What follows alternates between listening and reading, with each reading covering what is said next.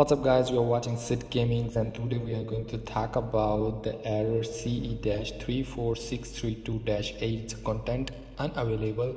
So sometimes you just sign in your other account and you didn't active as a primary, so you get the content unavailable on your other PSN account. So here we go.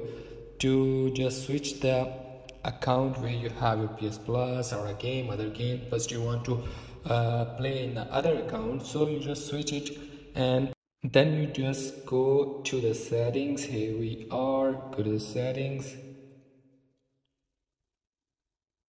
and then account management, and here is the active as a primary PS4.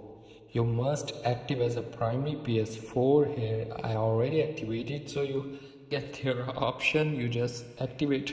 You have option here and then you just switch to your other account and then you can play games and play or use a PS Plus on the other account. So that's how you do it.